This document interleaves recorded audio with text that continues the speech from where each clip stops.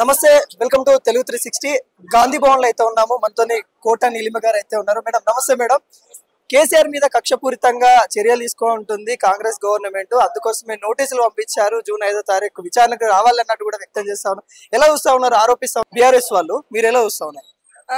ముందర 10 ఏళ్లగా ఎవరైనా కరప్షన్ కేసెస్లు ఉన్నా, ఎంత అవినీతి ఉంది అని తెలిసినా కూడాను, ప్రజలు ఎన్నిసార్లు కంప్లైంట్ చేసినా కూడాను ఏమి యాక్షన్ తీసుకొని గవర్నమెంట్, బీఆర్ఎస్ గవర్నమెంట్ ముందర ఎందుకు? వాళ్ళు చాలా పవర్ఫుల్, వాళ్ళు చాలా ఇన్ఫ్లుయెన్షియల్ వాళ్ళు. ఇప్పుడు పవర్ఫుల్ వాళ్ళకి అగేన్స్ట్ గా అవినీతి కరప్షన్ చార్జెస్ ఉంటే ఏమి చేయాలి?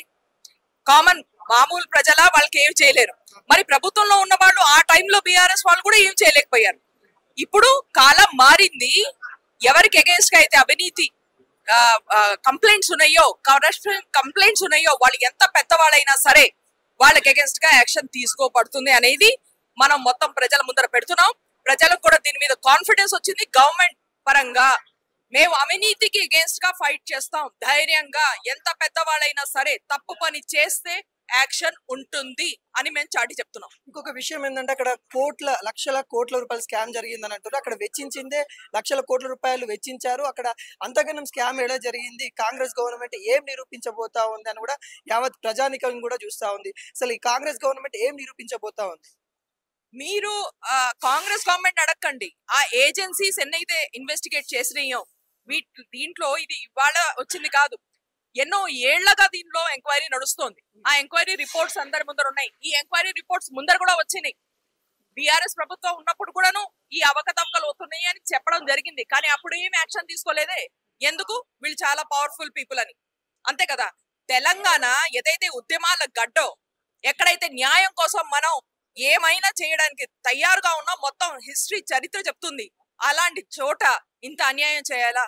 అది చాటి చెప్తున్నాం మేము. ఇది నిరూపిస్తున్నాం.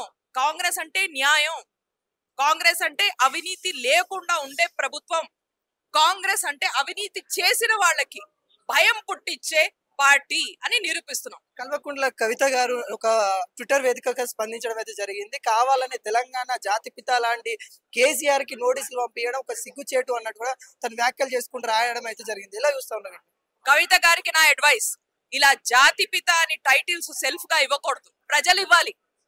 జాతిపితలు ఇలా కరప్షన్ చేయరు.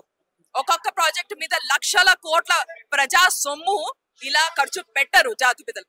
జాతిపితలు అంటే ఎలా అయితే మా సోనియమ్మ ఎన్నో త్యాగాలు చేసి తెలంగాణ తీసుకొచ్చే వరకు ఆవిడ చేసిన తపస్సు, అది జాతిపితల లక్షణం. భౌతిక తెలంగాణ తీసుకొచ్చుకున్నాము, సామాజికంగా తెలంగాణ ఇంకా రాలేదు అని కూడా కల్వకుంట్ల కవిత గారు మొన్న వ్యాఖ్యలు చేయడం ఎలా చూస్తా ఉన్నారు? వాళ్ళకి కనిపించదు. ఎందుకంటే వాళ్ళ కళ్ళ ఎదురుకున్న ఒక తెర ఉంది. వాళ్ళ పెద్దవాళ్ళు, వాళ్ళ దొరల తెర ఉంది వాళ్ళ కళ్ళ ఎదురుకుండా. లేకపోతే వాళ్ళు కాస్ట్ సెన్సస్ ని వాళ్ళు సపోర్ట్ చేసి దానికి ఎలా ముందుకు తీసుకెళ్లామని వాళ్ళు సూచనలు, సలహాలు ఇవ్వగలరు కదా. మరి సామాజిక తెలంగాణ తీసుకురావాలి అంటే కాస్ట్ సెన్సస్ ఎంత అవసరం? మరి చేశారా అది? అందుకని చెప్తున్నా, వాళ్ళ కళ్ళ ఎదురుకుండా ఓ దొరల తెర ఉంది. ఆ తెర నుంచే వాళ్ళు మొత్తం తెలంగాణని చూస్తారు. కాంగ్రెస్ పార్టీకి స్థానిక ఎన్నికలలోనే ప్రజలు బుద్ధి చెప్తారు. వచ్చిన 15 నెలల్లోనే అసలు తెలంగాణ 10 సంవత్సరాలు వెనుకకు పోయే విధంగా పాలిస్తా ఉన్నారు. ఈ ఎన్నికలే నిదర్శనంగా ఉండబోతా ఉన్నట్టు కూడా వ్యాఖ్యలు చేస్తున్నారు. ఖచ్చితంగా ఒక శాస్తి చెప్పబోతున్నారు ప్రజలు, తెలంగాణ ప్రజలు, బీఆర్ఎస్ కి, కేటీఆర్ కి, కవితకి, కేసీఆర్ కి. ఇది ఖచ్చితంగా మీరు రాసి పెట్టుకోండి. నేను సనత్ నగర్ నియోజకవర్గం నుంచి హైదరాబాద్ లో పనిచేస్తాం. ఇక్కడ ఎంతో మార్పు వచ్చింది. అంటే ప్రజల్లో అవగాహన వచ్చింది. ఏ రకంగా దోచుకోబడ్డారు, ఏ రకంగా తెలంగాణని దోచుకున్నారు బీఆర్ఎస్ వాళ్ళు ఆ ప్రభుత్వం టైంలో, ఈ నేతలు ఎదురకుండా ఏ రకమైన దోపిడీ అయింది ఆ బీఆర్ఎస్ సమయంలో అనేది ప్రజలకు అవగాహన వచ్చింది. కాబట్టి ఖచ్చితంగా ఒక శిక్ష వేస్తారు ప్రజలు వచ్చే ఇక్కడ జిహెచ్ఎంసీ ఎలక్షన్ లో కానీ, మన లోకల్ బాడీస్ ఎలక్షన్ లో కానీ, రూరల్లో.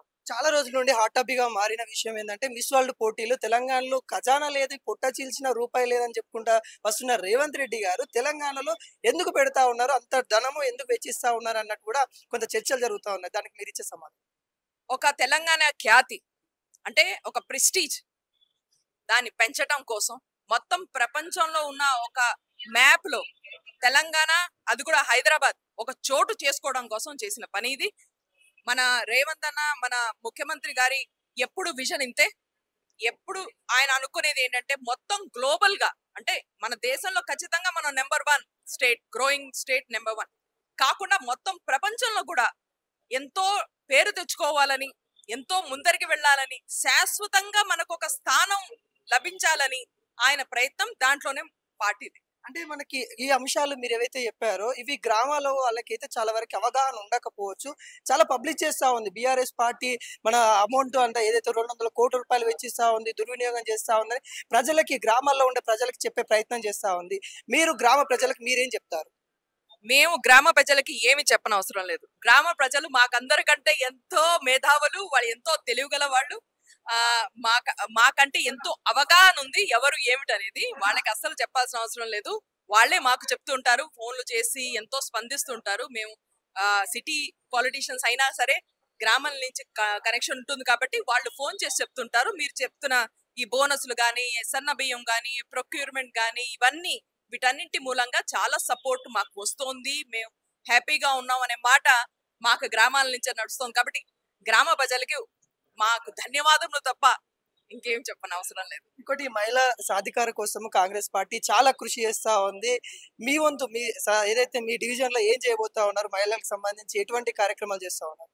మీరు పొలిటికల్ గా ఆర్గనైజేషన్ పరంగా చూస్తే మా వేపు నుంచి సనత్ నగర్ లో ఎక్కడైతే బూత్ స్థాయిలో కార్యకర్తలు ఉన్నారో బూత్ స్థాయిలో మహిళల్ని అపాయింట్ చేయడం జరుగుతుంది. ఇది మొదటిసారి అవుతుంది. ఇది ఎప్పుడు బూత్ స్థాయిలో విడిగా మహిళల్ని పెట్టాలని, అక్కడ వాళ్ళకి ట్రైనింగ్ ఇవ్వాలని ఎప్పుడు లేదు.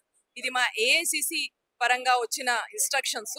వాటిని ఫాలో చేస్తూ బూత్ స్థాయిలో మహిళలు, అంటే ఒక్కొక్క గలీకి ఆ మహిళ లీడర్ ని ఐడెంటిఫై చేసి అలాగే ఒక కమిటీ వేసి అలా తీసుకెళ్తున్నాం.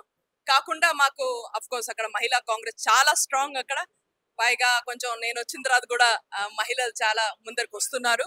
చదువుకున్న మహిళలు, యంగ్ గర్ల్స్ అందరు ముందరికి వస్తున్నారు. మీరు చూస్తారు కదా, ముందర మీరు చూస్తారు రిజల్ట్స్ లో ఏ రకంగా మేము ముందరికి థ్యాంక్ యూ. ఇది కాంగ్రెస్ గవర్నమెంట్ చేసే అభివృద్ధి ఏవైతే ఉన్నాయో వాటి దిశగా వెళ్తా ఉన్నాం. ఇప్పటికీ చాలా కార్యక్రమాలు అందిస్తా ఉన్నాయి. ఇంకా చట్టం ఎవరి దృష్టిలో అయినా కానీ, కేసీఆర్ కి అయినా, కేటీఆర్ కి అయినా, అదేవిధంగా సినిమా నటులకి, నాగార్జున గారికి, ఎవరికైనా కానీ అందరికి సమాన స్థానం అయితే కల్పిస్తా ఉంది. చట్టం దృష్టిలో అందరూ ఒకటే అనేది కూడా చెప్తా ఉన్న పరిస్థితి అయితే కనబడతా ఉంది. కెమెరామెన్ రవీందర్తో కాంగ్రెస్ భవన్, మీ అని.